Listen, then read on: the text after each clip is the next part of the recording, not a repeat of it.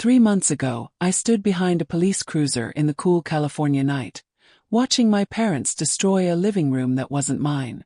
The baseball bat rose and fell with methodical fury, shattering a television screen, splintering a coffee table, tearing through cushions like they were made of paper.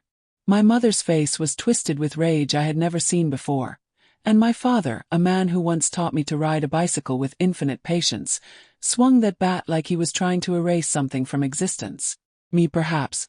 The memory of me. The daughter who dared to say no. They thought it was my house. They had come to teach me a lesson, to make me pay for what they called my betrayal, my selfishness, my abandonment of family.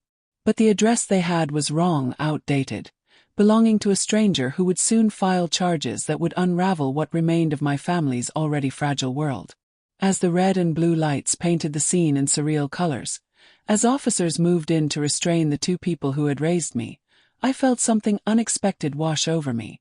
Not satisfaction, not even relief at first. It was clarity, pure and startling. I had spent 29 years believing that family was everything, that blood created unbreakable bonds, that loyalty to those who raised you was the highest virtue.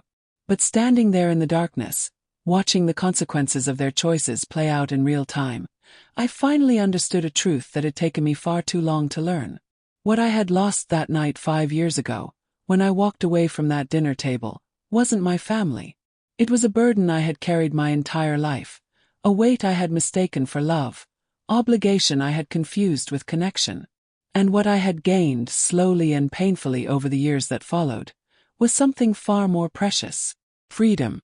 The freedom to build a life on my own terms, to choose who deserved a place in my story, to understand that sometimes the bravest thing you can do is walk away from people who will never see your worth. This is the story of how I lost my family and found myself. It's about the price of saying no, the cost of setting boundaries, and the unexpected peace that comes from letting go of people who were never truly holding on to you. It's about the difference between the family you're born into and the family you choose, between the life others expect you to live and the life you dare to claim as your own. So let me take you back to where it all began, to a moment that seemed insignificant at the time but would ultimately change everything. It started with a dream, a modest one by most standards, but one that was entirely mine. What happens next? Don't miss the full story, available now on our channel.